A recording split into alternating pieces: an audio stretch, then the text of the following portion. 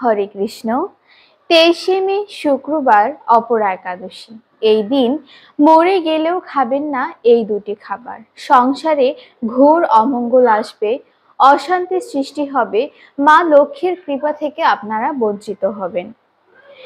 এই দিনে আপনারা অবশ্যই চেষ্টা করবেন মা লক্ষ্মীর ব্রত করার, বিষ্ণুর উপাসনা করার।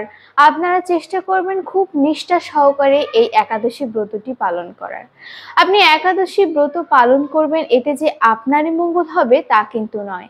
এতে আপনি আপনার একাদশী ব্রতের ফল, আপনি একাদশী ব্রত এই মহাপূর্ণ ফল আপনি আপনার পূর্বপুরুষদের উদ্দেশ্যেও, মৃত পূর্বপুরুষদের উদ্দেশ্যেও আপনারা উৎসর্গ প্রদান করে তাদের সদ্গতি কামনা করতে পারেন। এবং এতে তারা যদি পূর্বে নরকগামী হয়ে থাকে, আপনার দেওয়া এই একাদশী ব্রত মাহাত্ম্যের পুণ্যের ফলে তারা সদ্গতি উন্নত হবে।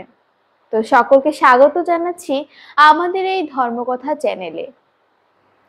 আমরা এই চ্যানেলে ধর্মীয় তত্ত্ব, শাস্ত্রীয় কাহিনী, পূর্ণিমা, অমাবস্যা, শুভ তিথি বিষয়ক বিভিন্ন ধরনের ধর্মীয় শাস্ত্র মতে বিভিন্ন তত্ত্বমূলক চ্যানেলে বিভিন্ন তত্ত্ব এই চ্যানেলে উপস্থাপন করি। এই চ্যানেলে আমরা বিভিন্ন ধর্মীয় তত্ত্বমূলক ভিডিও দেওয়ার চেষ্টা করি। তো আসুন সকলে একত্রে আমরা একত্রিত হয়ে ধৈর্য সহকারে এই ভিডিওটি দেখার চেষ্টা করি এবং আপনাদেরকে অনুরোধ জানাচ্ছি আপনারা আমার সঙ্গে থেকে ভিডিওটি শেষ পর্যন্ত দেখার অনুরোধ জানাচ্ছি। এবং ভিডিওটি যদি আপনাদের ভালো লেগে থাকে তাহলে অবশ্যই একটি লাইক করবেন এবং কমেন্টে জয় শ্রীকৃষ্ণের জয় নামটি একবার হলেও লিখে যাবেন। সাবস্ক্রাইব করে আমার পাশে থাকবেন। হরে কৃষ্ণ। তো ভিডিওর মূল প্রসঙ্গ, মরে গেলেও এই দুটি খাবার একাদশী ব্রতের দিন খাবেন না। তো আমরা ভিডিওর মূল প্রসঙ্গে যাবার আগে কিছু গুরুত্বপূর্ণ শাস্ত্র থেকে নির্ধারিত কিছু তত্ত্ব, যেগুলো সচরাচর আমরা বিভিন্ন ধরনের বিভিন্ন সময় প্রশ্নের মুখোমুখি হয়ে থাকি, সেই কিছু গুরুত্বপূর্ণ শাস্ত্রীয় ধর্মীয় তত্ত্ব প্রশ্ন সহকারে উত্তর দেওয়ার চেষ্টা করব, সেগুলো উপস্থাপন করার চেষ্টা করি। তো সুতরাং ভিডিওর মূল প্রসঙ্গ, মরে গেলেও এই দুটি খাবার খাবেন না, এটি জানবো আমরা। এটি জানার আগে আমরা চলুন জেনে আসি কিছু শাস্ত্রীয় গুরুত্বপূর্ণ হিন্দু ধর্মীয় কিছু উত্তর এবং প্রশ্ন।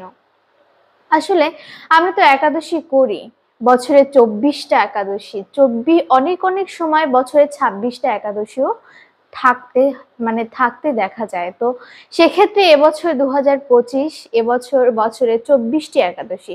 24টি একাদশীর মধ্যে একটি শ্রেষ্ঠতম একাদশী হচ্ছে এই অপরা একাদশী। তো আমরা তো অনেকেই একাদশী থাকি। তো আমরা কজনে জানি আসলে একাদশী কি, একাদশী কার জন্য আমরা একাদশী করব, বা আদৌ একাদশী কি? তো একাদশী ধর্মীয় শাস্ত্র অনুযায়ী হিন্দু পঞ্জিকার শুক্লপক্ষ ও কৃষ্ণপক্ষের 11তম দিন। হিন্দু পঞ্জিকার শুক্লপক্ষ ও কৃষ্ণপক্ষের 11তম দিন। এটি ভগবান বিষ্ণুর উপাসনার দিন। বিশেষ করে মায়েরা, আমরা যারা মায়েরা আছি, মা বোনেরা আছি, তাদের বিশেষ করে এই দিনে বিষ্ণুর আরাধনা করা উচিত। এবং এদিন যে শুধু উপবাস তা কিন্তু নয়, আমরা একাদশীতে বিভিন্ন ধরনের ধর্মীয় শাস্ত্র অনুযায়ী আমরা আচরণ করব। একাদশী রয়েছে যে আমরা নামেই একাদশী রয়েছে, কর্মে কিছু ভগবানকে দিব না। আমাদের তো ভগবান কত কিছুই না দিচ্ছে, আমরা কি তার বিনিময়ে ভগবানকে কিছু দেব না? না, এটা শাস্ত্রে বলা হয়নি। আমরা ভগবানের কাছে কত ঋণী হব। ভগবান তার নাম ডাকার জন্য আমাদেরকে মুখ দিয়েছে, তার সেবা পূজা করার জন্য আমাদেরকে হাত দিয়েছে, পা দিয়েছে, তাকে দর্শন করার জন্য আমাদেরকে চোখ দিয়েছে, তার পাঠ শ্রবণ করার জন্য, ভগবানের লীলামৃত শ্রবণ করার জন্য আমাদেরকে কান দিয়েছে বা কর্ণ দিয়েছে। তো আমরা তো বিভিন্ন ভাবে ভগবানের কাছে ঋণী হয়েই যাচ্ছি। তো তার বিনিময়ে আমরা ভগবানকে কি দিচ্ছি? তো এই হচ্ছে তার একটি সুযোগ, অপরা একাদশী। আপনারা চাইলে ভগবানকে তার বিনিময়ে কিছু দিতে পারেন। যেমন মা বাবার ঋণ কখনোই শোধ করা যায় না, ঠিক তদ্রূপ ভগবানই তো মা বাবা, কেউ ভগবানকে মা বাবা হিসেবে দেখে, সখ্য হিসেবে দেখে, বন্ধুত্ব হিসেবে দেখে, প্রেমিক হিসেবে দেখে। আসলে এক এক জনের এক এক রকম চিন্তা ভাবনার উপর নির্ভর করে ভগবান আসলে কে কার কাছে কিরকম। আর ভগবানও ঠিক তেমনই তার ভক্তদের কাছে সে লীলা বিলাস করে থাকেন। তো এজন্য এটি হচ্ছে ভগবান বিষ্ণুর আরাধনা বিশেষ করে এই দিনে পালিত করা হয়। এই দিন উপবাস সহ ধর্মীয় জপ, ধর্মীয় বিভিন্ন আচরণ পালন করা হয়। এখন আমরা অনেকেই একাদশী তো থাকি, তো এখন কথা হচ্ছে একাদশীতে কেন উপবাস থাকা হয়। আমরা অনেকেই অনেক সময়, যেমন বিশেষ করে ছোট বাচ্চারা অনেক সময় বলে যে একাদশীতে কেন উপবাস থাকা হয়। হ্যাঁ, তো সেক্ষেত্রে বিজ্ঞানের ভাষায় বলা হয়েছে, তুমি যদি সপ্তাহে বা বা 7 দিন বলো, 14 দিন বলো, তুমি যদি একদিন হলেও সপ্তাহে একবার যদি তুমি উপবাস থাকো, অনুকল্প কিঞ্চিত কোনো কিছু খাও, এক্ষেত্রে তোমার শরীর ও মন দুটোই ভালো থাকবে। তো সেটা ধর্মীয় শাস্ত্রেও, হিন্দু ধর্মের শাস্ত্র অনুযায়ীও বলা হয়েছে যে একাদশী পালন করলে মন ও শরীর দুটোই বিশুদ্ধ থাকে। এ সময় আধ্যাত্ম চেতনার সৃষ্টি হয় এবং আধ্যাত্ম চেতনার সৃষ্টি হয়। আমরা আধ্যাত্ম চেতনা বলতে কি বুঝি, যে না, ভগবান তো আমাদেরকে অনেক কিছুই দিয়েছে, আমরা এখন না চেষ্টা করি ভগবানকে কিছু দেওয়ার।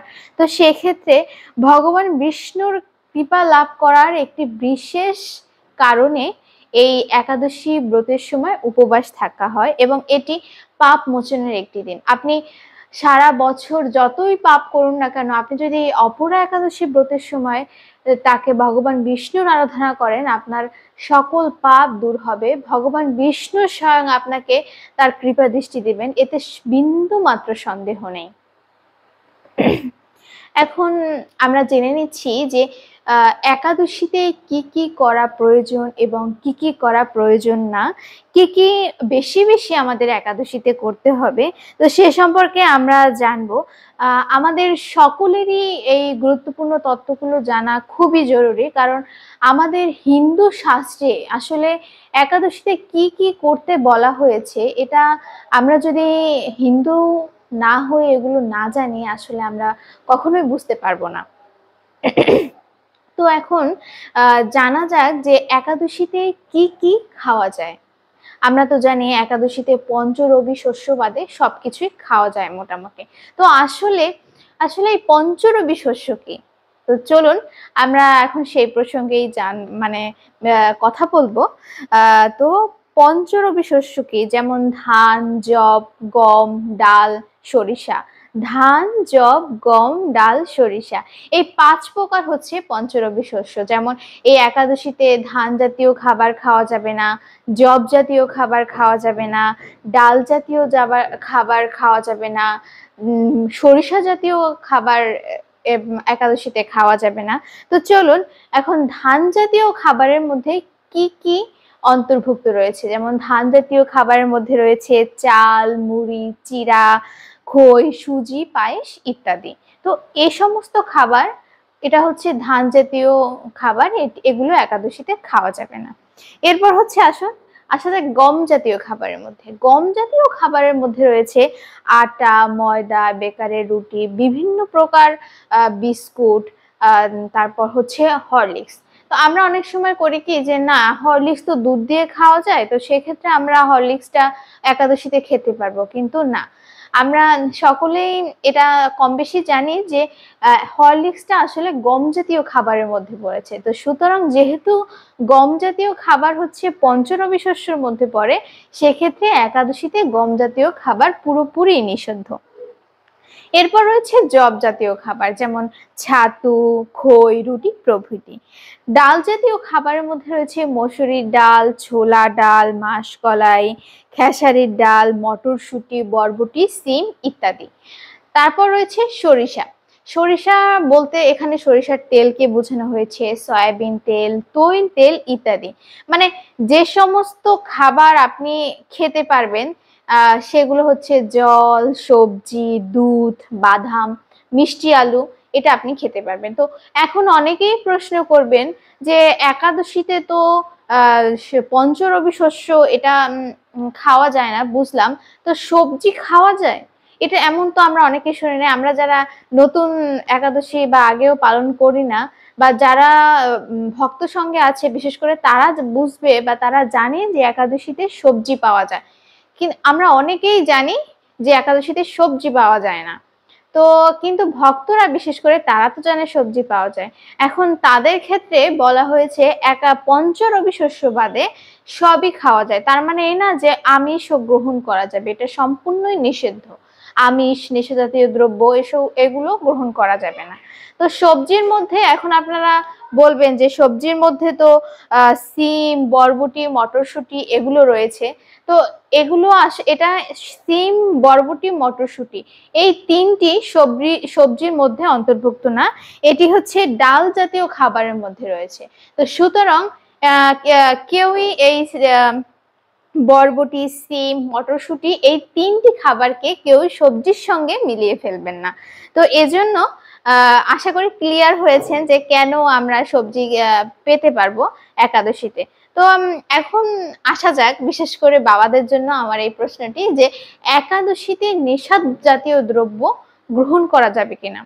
না, এটি সম্পূর্ণই নিষিদ্ধ। একাদশীতে কোনো প্রকার নেশা জাতীয় দ্রব্য গ্রহণ করা যাবে না। যারা ভক্ত, যারা কৃষ্ণ ভক্ত বা যেই ভক্ত হোক, যারা শিবের উপাসনা করেন বা বিষ্ণুর উপাসনা করেন, মা লক্ষ্মীর উপাসনা করেন, হনুমানজির উপাসনা করেন, যে যে যাকেই আপনারা মানুন না কেন, হিন্দু ধর্মীয় শাস্ত্রর কোনো ব্রতের সময় কোনো প্রকার আপনারা নেশা জাতীয় দ্রব্য গ্রহণ করতে পারবে না। যেমন তার মধ্যে চা, বিড়ি, সিগারেট, পান, কফি ইত্যাদি এসব নেশা জাতীয় দ্রব্য। তো অনেক সময় দেখা যায় কি, বিশেষ করে আমাদের মায়েরা একাদশীর দিন তারা চা পান করে, যে না আমি একাদশী রয়েছি, আমার একটু শরীরটা কেমন ম্যাচ ম্যাচ করছে, আমি একটু চা খাই, আমার শরীরটা একটু ভালো লাগবে। তো সেই মায়েদের উদ্দেশ্যে বলছি যে মায়েরা কৃপা করে একাদশীতে আপনারা চা পান করবেন না, কারণ এটি নেশা জাতীয় দ্রব্যের মধ্যে পড়েছে। এখন একটু আগে একটা যে বললাম যে একাদশীতে সবজি পাওয়া যাবে। এখন অনেকেই প্রশ্ন যে একাদশীতে সবজি পাওয়া যাবে, সবজিতে কি বিভিন্ন প্রকার আমরা যে মশলা ব্যবহার করি সেগুলো কি ব্যবহার করা যাবে? তাছাড়া যে আমরা যে বিভিন্ন প্রকার বিভিন্ন সময় সয়াবিন, সরিষা ইত্যাদি তেল ব্যবহার করি, সেই তেল দিয়ে কি একাদশীতে প্রসাদ রান্না করে সেটা ভগবানকে দিয়ে আহার করা যাবে? তো সেক্ষেত্রে বলা হয়েছে হিন্দু ধর্ম শাস্ত্র অনুযায়ী একাদশীতে যে সকল সবজি আপনারা রান্না করবেন, তবে আরেকটা কথা বলে রাখা ভালো, একাদশীতে সবজি না খাওয়াই ভালো, কিন্তু খাওয়া যাবে। যে খাওয়া যাবে না তা কিন্তু না, খাওয়া যাবে, কিন্তু গ্রহণ না করা ভালো। তো যাই হোক, একাদশীতে আমরা মায়েরা যে সবজি রান্না করব সেই সবজিতে ভুলেও আপনারা সরিষার তেল কিংবা সয়াবিন তেল বা তৈল তেল ব্যবহার করবেন না। তৈল তেল বলতে এখানে তিলের যে তেলটা আসে, তিল থেকে যে তেলটা আসে সেটার কথা বলা হয়েছে। ভুলেও আপনারা এই তেলগুলো ব্যবহার করবেন না, কারণ এগুলো পঞ্চরবি শস্যের মধ্যে পড়েছে। তো আপনারা যে তেল ব্যবহার করতে পারবেন সেটা হচ্ছে সূর্যমুখীর তেল ব্যবহার করা যাবে, বা আপনারা ঘি দিয়েও সবজি রান্না করে খেতে পারবেন। তো এখন আসি সবজি রান্নার ক্ষেত্রে মশলার দিকটা। আমরা তো সাধারণত নিরামিষ রান্নার ক্ষেত্রে আদা, জিরার গুঁড়ো, তারপর হলুদের গুঁড়ো এগুলো তো লাগেই। আমি নিজেও রান্না করে খাই, মায়েরা আপনাদের কৃপায় আমি নিজেও রান্না করে খাই। তো আমার অত বেশি রান্নার প্রতি অতটা জ্ঞান নেই, এজন্য আমার ঘরের লোকদের কাছ থেকে অনেক কথা শুনতে হয়। তো কৃপা করবেন যেন আমি খুব ভালোভাবে রান্না করতে পারি, রান্না করে ভগবানকে নিবেদন করে সেটা জানি আহার গ্রহণ করতে পারি, ভগবত প্রসাদ যাকে বলে। তো যাই হোক, মশলা যে আপনারা জিরার গুঁড়া ব্যবহার করতে পারবেন, হলুদের গুঁড়া ব্যবহার করতে পারবেন, কিন্তু এক্ষেত্রে হলুদের গুঁড়োর ক্ষেত্রে একটা আছে, একটা হলুদের গুঁড়া আপনারা যারা বাজার থেকে প্যাকেটজাত হলুদের গুঁড়ো নিয়ে আসছেন, ওই হলুদের গুঁড়া আপনারা ব্যবহার করতে পারবেন না, কারণ অনেক সময় এতে ময়দা মিশানো থাকে, যা ইতিমধ্যে প্রমাণিত হয়েছে, বিভিন্ন সংবাদ মাধ্যমে প্রকাশিত হয়েছে যে হলুদের গুঁড়ায় ময়দা মিশানো থাকে। তো সেক্ষেত্রে আপনারা কি করবেন, নিজেরা আস্ত হলুদ কিনে সেটা ভাঙিয়ে সেই হলুদটা আপনার ভগবানকে মানে ভগবানের জন্য যে সবজি রান্না করবেন তখন আপনারা সবজিতে দিয়ে তখন প্রসাদটা পাবেন, সমস্যা নাই এক্ষেত্রে। তো আরো একটা প্রশ্ন নিয়ে আলোচনা না করলেই নয়, যেহেতু নিরামিষ সেহেতু একটু বিভিন্ন প্রকার মশলা না দিলেই না। তো সেক্ষেত্রে অনেকে পাঁচফোড়ন ব্যবহারের কথা বলে। আমাকে অনেকে জিজ্ঞেস করে, বিভিন্ন বন্ধু বান্ধব বা যারা নিরামিষ খায় বা প্রসাদ ভুজি, তারা অনেকেই আমাকে জিজ্ঞেস করে যে আসলে কি একাদশীতে পাঁচফোড়ন দিয়ে রান্না করা যাবে, সবজি রান্না করে ভগবানকে ভোগ দিয়ে সেটা কি পাওয়া যাবে? আসলেই না, পাঁচফোড়ন এটা দেওয়া যাবে না, কারণ পাঁচফোড়নে হচ্ছে তিল বা সরিষার মিশ্রণ থাকতে পারে। তো এক্ষেত্রে বলা হয়েছে যে যেহেতু তিল আর সরিষা পঞ্চরবি শস্যের মধ্যে অন্তর্ভুক্ত, তো সেক্ষেত্রে পাঁচফোড়নকে পুরোপুরি হচ্ছে অ্যাভয়েড করে চলতে হবে।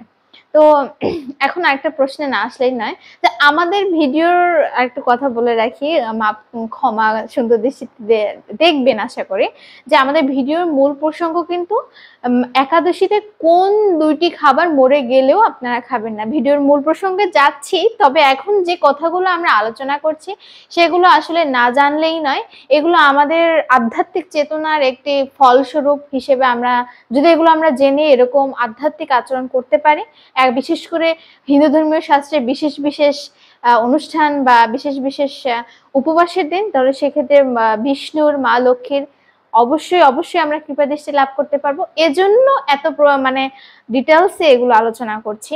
এখন আরেকটা প্রশ্নে আসা যাক, সেটা হচ্ছে একাদশীতে কি দন্ত মার্জন করা যাবে কিনা, সোজা বাংলায় হচ্ছে দাঁত মাজা যাবে কিনা। আচ্ছা যাই হোক, তো অনেকে জিজ্ঞেস করেন আমাকে যে একাদশীতে কি দন্ত মার্জন করা যাবে। তো সেক্ষেত্রে বলবো, একাদশীর আগের দিন রাত 12টার আগে, একাদশীর আগের দিন রাত 12টার আগে হচ্ছে আপনারা খাবার খেয়ে দাঁত ভালোভাবে ব্রাশ দিয়ে ভালোভাবে পরিষ্কার করে মুখ কুলকুচি করে তারপর আপনারা নিদ্রায় যাবেন। হ্যাঁ, কিন্তু একাদশীর দিন আপনারা দন্তমার্জন করতে পারবেন না। এক্ষেত্রে আপনারা ব্রহ্ম মুহূর্তে ঘুম থেকে উঠে সুন্দর করে আপনারা স্নান সেরে পবিত্র কাপড় পরে স্নানের সময় অবশ্যই মুখ কুলকুচি করবেন। সেক্ষেত্রে আপনি কোনো মানে দাঁত ব্রাশ করতে পারবেন না, সেক্ষেত্রে মুখ কুলকুচি করে আসতে পারবেন। তো সুতরাং সর্বোপরি কি দাঁড়াচ্ছে, যে একাদশীতে দন্ত মার্জন পুরোপুরি নিষিদ্ধ। আরো একটা কথা বলা যায় যে একাদশীতে কিন্তু রক্তক্ষরণ বর্জনীয়। মানে আমরা অনেক সময় দেখি কি যে মায়েরা হুট করে সবজি বানাতে গিয়ে একটু কেটে গেল, আহারে কেটে গেছে, রক্ত পড়ছে, আসলে কি একাদশী করা যাবে, একাদশী থেকে উপবাস থাকতে পারবো?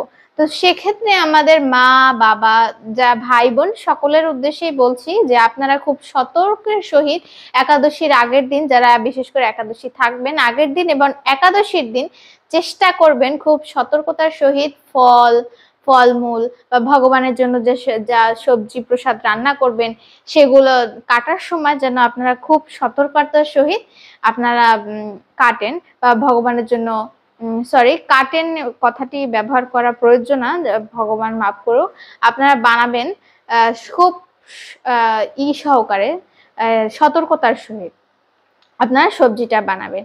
তো সেক্ষেত্রে যদি একটু বেসরকার হয়ে যদি কাজ করেন, তো সেক্ষেত্রে বিভিন্ন সময় আঙ্গুল কেটে যেতে পারে, রক্তক্ষরণ হতে পারে, তাহলে সে মুহূর্তে কিন্তু আর একাদশী ব্রত থাকা যাচ্ছে না। তো সেক্ষেত্রে আমাদের এটা খেয়াল রাখতে হবে। তো এখন আসি ক্ষৌরকর্মের বিষয়ে।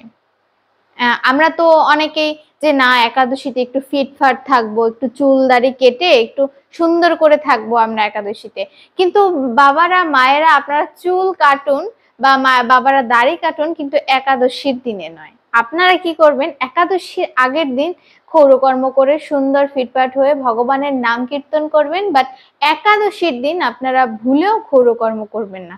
যেমন এর সময় চুল দাড়ি এগুলো কাটবেন না, নখ কাটবেন না। এছাড়াও আমাকে অনেকেই জিজ্ঞেস করে যে একাদশীর দিন কি প্রসাধনী জিনিস ব্যবহার করা যাবে কিনা। এখানে প্রসাধনী জিনিস যেমন সাবান, শ্যাম্পু, বিভিন্ন বডি স্প্রে, পারফিউম বা সুগন্ধি যাকে বলে, বা এছাড়াও মেকআপ বা ইত্যাদি ইত্যাদি ইত্যাদি, মানে যেগুলো প্রসাধনীর সাইডে আছে সেই সব জিনিসই একাদশীর দিন সম্পূর্ণরূপে বর্জন করতে হবে। এছাড়াও স্ত্রী সঙ্গ করা যাবে না, এবং এ সময় মিথ্যাচার হওয়া যাবে না, তারপর অন্যের ক্ষতি হয় এমন কাজ করা যাবে না, পরনিন্দা পরচর্চা করা যাবে না, অনাচার করা যাবে না। মোট কথা তখন সর্বোচ্চ দিয়ে ভগবান শ্রী বিষ্ণুর আরাধনা করতে হবে। কারণ এই অপরা একাদশী বা যে একাদশী হোক না কেন, এটা হচ্ছে ভগবান বিষ্ণুর আরাধনার দিন। তো আপনারা যতই ভগবান বিষ্ণুর আরাধনা করবেন, ভগবান বিষ্ণু ততই আপনাদের উপর কৃপা দৃষ্টি করবেন। হরিবল। তো এখন আমরা আরেকটা কথা বললেই না যে অন্ন খাওয়া যাবে কিনা। একাদশীতে তো অন্ন খাওয়া যাবে না প্রশ্নই আসে না, কিন্তু একাদশীতে ভগবানকে অন্ন প্রদান করা যাবে, অন্ন দিয়ে ওটাকে ভোগ লাগিয়ে রাখা যাবে। কিন্তু সেক্ষেত্রে আপনি কিন্তু ওটা খেতে পারবেন না, বা আপনি প্রসাদ হিসেবে ওটা গ্রহণ করতে পারবেন না। তো কেননা, কারণ অন্নে এটা হচ্ছে পঞ্চরবি শস্যের মধ্যে অন্তর্ভুক্ত। যেহেতু পঞ্চরবি শস্য একাদশীতে পাওয়া যাবে না, তো সেক্ষেত্রে আপনি অন্ন গ্রহণ করতে পারবেন না একাদশীতে। কেমন? তো সেক্ষেত্রে আপনি কি করবেন, যে ভগবানকে প্রসাদটা ভগবানকে দিয়েছেন, ভগবতম প্রসাদ হয়েছে, আপনি সেটা কি করবেন, সুন্দর করে ফ্রিজে আপনার সংরক্ষণ করে রেখে দেবেন, বা যে যার মতো ভালো হয় সেভাবে আপনার সংগ্রহ করে রেখে দেবেন।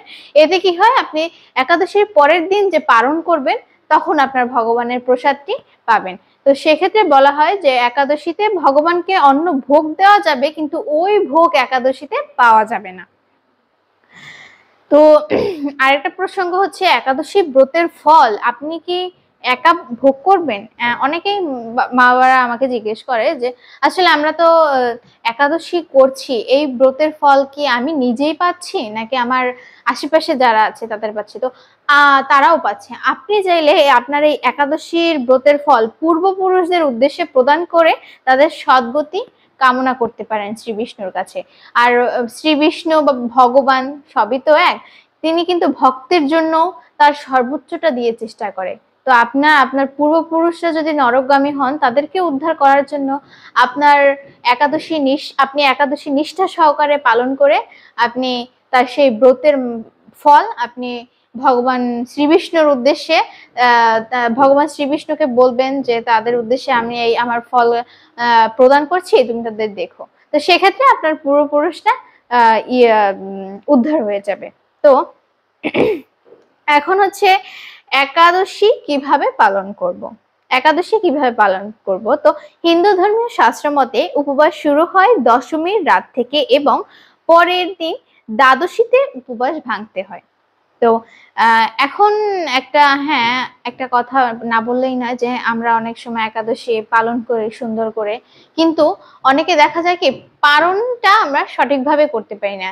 মায়েরা বাবারা আপনি দুজনকেই বলছি, সবাইকেই বলছি যারা দেখছেন ভিডিওটি, আপনারা যদি একাদশী সঠিক সময়ের মধ্যে না করতে পারেন, তো সেক্ষেত্রে আপনার সম্পূর্ণ একাদশী যে আপনি ব্রত করবেন এটি সম্পূর্ণই বিফলে যাবে। কারণ পালনের সময়সূচির মধ্যেই এই একাদশী ব্রতটি বা পালনের মধ্যেই আপনাদের এটি পালন করতে হবে, নচেত একাদশী ব্রত ভেঙে যাবে, ব্রতের দোষ লাগবে, এতে আরো আপনি পাপে জর্জরিত হয়ে যাবেন। তো এখন আমরা জেনে নিব যে বাংলাদেশে পালনের সময়সূচি। বাংলাদেশে 23 মে একাদশী পালিত হবে এবং পালনের সময়সূচি হচ্ছে ভোর 5:18 থেকে সকাল 9:35 পর্যন্ত। এখন একটা প্রশ্ন আসে যে একাদশীতে মহিলারা কি ব্রত রাখতে পারবেন কিনা, কিংবা গর্ভবতী মেয়েরা কিংবা আমাদের মায়েদের যে প্রতি মাসে মাসে যে ঋতুস্রাব হয় এ সময় কি আমরা একাদশী থাকতে পারবো কিনা। একটা প্রশ্নে আসি যে মায়েরা একাদশী ব্রত পালন করতে পারবেন কিনা। এক্ষেত্রে মায়েরা একাদশী ব্রত পালন করতে পারবেন, এতে কোনো বাছ বিচার নেই। শুধু মায়েরা কেন, সবাই একাদশী ব্রত পালন করতে পারবেন। পরের প্রশ্নটা হচ্ছে যে গর্ভবতী মায়েরা একাদশী পালন করতে পারবে কিনা। হ্যাঁ, অবশ্যই গর্ভবতী মায়েরা একাদশী পালন করতে পারবে, কিন্তু এক্ষেত্রে মায়েদের অনুকল্প প্রসাদ পেয়ে একাদশীটা থাকতে হবে। পুরোপুরি নির্জলা থাকতে পারলে ভালো, কিন্তু নির্জলা না থাকাই ভালো মায়েদের। সেক্ষেত্রে তারা প্রসাদ পেয়ে একাদশী থাকবে, কিন্তু একাদশী থাকা যাবে গর্ভবতী মায়েদের। এখন আসি যে যাদের প্রতি মাসে মায়েদের যে ঋতুস্রাব হয়ে থাকে, সেক্ষেত্রে সে সময় যদি একাদশীর সময় এটি হয়, আমরা কি ওদিন থাকতে পারবো কিনা। তো সেক্ষেত্রে হ্যাঁ, থাকতে পারবেন। একাদশী ব্রতে কোনো সমস্যা নেই, একাদশী ব্রত থাকতে পারবেন, কিন্তু আপনি একাদশীর দিন কোনো সেবা পূজায় আপনি কাজ করতে পারবেন না, বা কোনো সেবা পূজায় লাগতে পারবেন না। আপনি ভগবানের নাট মন্দিরে পর্যন্ত প্রবেশ করতে পারবেন না, কিন্তু আপনি ব্রত থাকতে পারবেন। তো সেক্ষেত্রে আপনার পরিবারে যারা থাকবে তাদের মাধ্যমে আপনি ভগবানের সেবা পূজা করবেন। এটা ভগবান বুঝবে যে আসলে আমার মেয়ে বা মা কেন সেবা পূজা এদিন করতে পারেনি। এছাড়া অনেক সময় থাকে যে গর্ভবতী মেয়েদের কিন্তু বিভিন্ন ধরনের সমস্যা হয়ে থাকতে পারে, যে আমি এতক্ষণ 2-3 ঘন্টা না খেয়ে আছি, আমার শরীরটা একটু খারাপ লাগছে। তো কিছুক্ষণ আগেও বলেছি আপনারা কিন্তু মাঝে মাঝে অনুকল্প প্রসাদ পেয়ে তারপর একাদশী থাকবেন। এখন প্রশ্ন হচ্ছে যে নারী পুরুষ উভয়ই কি একাদশী ব্রত পালন করতে পারবে কিনা। আমি কিছুক্ষণ আগেও যে বলেছি যে শুধু নারীরা না, বা শুধু পুরুষরা না, শুধু মানে মা বাবারা না, সকলে, সর্বোপরি সকলে ভগবানের সৃষ্ট জীব, তো সেরা মানুষ, তো সকলেই এই ব্রত পালন করতে পারবেন। উভয়ই এই ব্রত পালন করতে পারবেন, কারণ এটি খুবই শুভ এবং এটি একটি ধর্মীয় শাস্ত্র উপাসনা। বিষ্ণুর, যেহেতু এটার বিষ্ণুর আরাধনা, বিষ্ণুর পাওয়ার জন্য বিষ্ণু কিন্তু কারো কাছে সীমাবদ্ধ নয় যে অমুকে আমার জন্য উপবাস করেছে, আমি শুধু তার কাছেই যাব, সে না, সে তার দুয়ার সকলের জন্য খোলা। তো একাদশীর দিন আপনারা নারী হোক, পুরুষ হোক, বয়োজ্যেষ্ঠ হোক, সকলেই একাদশীতে আপনারা উপবাস থাকতে পারবেন। এখন একাদশীতে নারী পুরুষের আচরণ কিরকম হবে, একাদশীতে নারী পুরুষের আচরণ কিরকম হবে। যেমন মায়েদের ক্ষেত্রে যখন ঋতুস্রাব হবে, তারা তো ভগবানের সেবা পূজা করতে পারবে না, এটা মায়েদের ক্ষেত্রে ঠিক আছে। কিন্তু আমাদের বাবাদের ক্ষেত্রে, আমাদের বাবাদের কি করণীয়।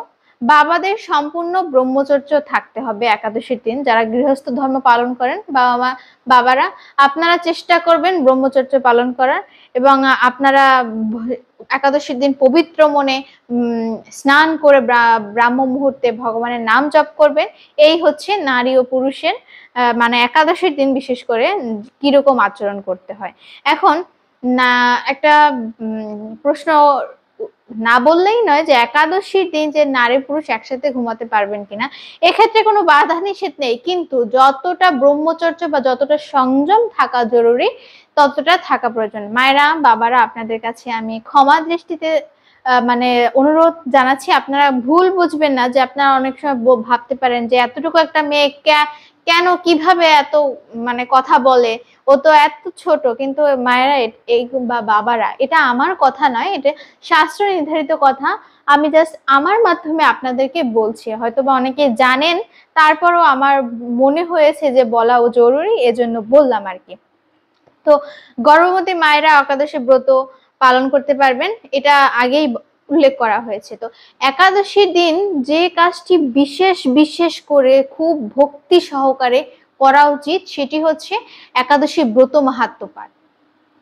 তো চলুন আজকে আমরা অপরা একাদশী ব্রত মাহাত্ম্য পাঠ করব। আপনারা সকলেই ধৈর্য ধরে ব্রত মাহাত্ম্য কথা শুনবেন, এবং আশা করি এতক্ষণ আমার সঙ্গে আমি যা যা আলোচনা করেছি সবই শুনেছেন, এবং আমাকে অনেক সাপোর্ট দিচ্ছেন, এবং ভবিষ্যতেও আরো দিবেন, কারণ আপনাদের সাপোর্ট আমাকে আরো বিভিন্ন ধরনের ভিডিও নিয়ে আপনাদের মাঝে আসার জন্য অনুপ্রেরণা জাগাবে। তো চলুন ব্রতের মাহাত্ম্য কথা শোনা যাক। অপরা একাদশী ব্রত মাহাত্ম্য। মহারাজ যুধিষ্ঠির শ্রীকৃষ্ণকে বললেন, হে কৃষ্ণ, জ্যৈষ্ঠ মাসের কৃষ্ণপক্ষীয় একাদশীর নাম কি এবং তার মহিমাই বা কি? আমি শুনতে ইচ্ছা করি, আপনি অনুগ্রহ করে তা বর্ণনা করুন। শ্রীকৃষ্ণ বললেন, হে মহারাজ, মানুষের মঙ্গলের জন্য আপনি খুব ভালো প্রশ্ন করেছেন। বহু পুণ্য প্রদানকারী, মহাপাপ বিনাশকারী ও পুত্র দানকারী এই একাদশী অপরা নামে খ্যাত। এই ব্রত পালনকারী ব্যক্তি জগতে প্রসিদ্ধ লাভ করে। ব্রহ্মহত্যা, গোহত্যা, ভ্রূণহত্যা, পরনিন্দা, পরস্ত্রীগমন, মিথ্যা ভাষণ প্রভৃতি গুরুতর পাপ এই ব্রত পালনে নষ্ট হয়ে যায়। যারা মিথ্যা সাক্ষ্যদান করে, ওজন বিষয়ে ছলনা করে, শাস্ত্রের মিথ্যা ব্যাখ্যা প্রদান করে, জ্যোতিষের মিথ্যা গণনা ও মিথ্যা চিকিৎসায় রত থাকে, তারা সকলেই নরক যাতনা ভোগ করে। এ সমস্ত ব্যক্তিরাও যদি এই ব্রত পালন করে তবে তারা সমস্ত পাপ থেকে মুক্ত হয়। ক্ষত্রিয় যদি স্বধর্ম ত্যাগ করে যুদ্ধক্ষেত্র থেকে পালিয়ে যায় তবে সে ঘোরতর নরকগামী হয়, কিন্তু সেও এই ব্রত পালন করে মুক্ত হয়ে স্বর্গগতি লাভ করে।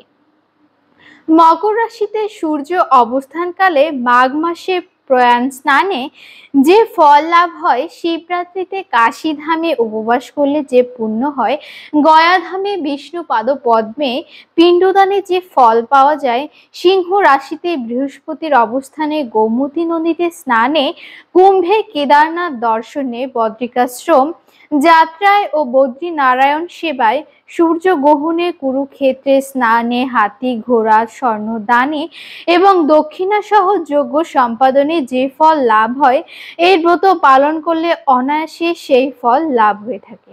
এই অপরাব্রত পাপরূপ বৃক্ষের কুঠার স্বরূপ। পাপরূপ কাষ্ঠের দাবাগ্নির মতো, পাপরূপ অহংকারের সূর্য স্বরূপ এবং পাপহস্তির সিংহ স্বরূপ। এই ব্রত পালন না করে যে ব্যক্তি জীবন ধারণ করে, জলের বুদবুদের মতো তাদের জন্ম মৃত্যুই কেবল সার হয়।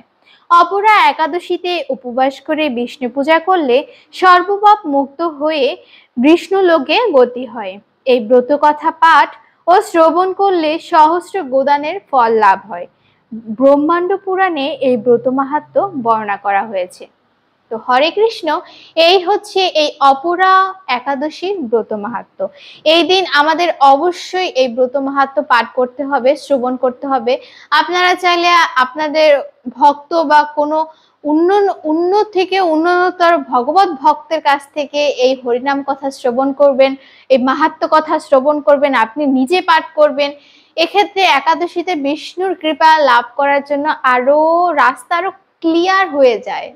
তো সেক্ষেত্রে আপনি নিজেও একাদশী ব্রত পালন করবেন নিষ্ঠার সহিত, এবং আপনার ভাই বোন, মা বাবা, আপনার আত্মীয় স্বজন অর্থাৎ আপনার আশেপাশে যারা আছে তাদেরকে অবশ্যই একাদশী ব্রত তারা যাতে পালন করে। আমরা কেন একাদশী ব্রত পালন করব, কি জন্য করব, এই ব্রত পালন করলে কি কি লাভ হবে, লাভ লোকসানের একটা বিষয় আছে এখানে। তো আপনারা এগুলো বলে তাদেরকে কৃপা করে একাদশী থাকার কথা বলবেন।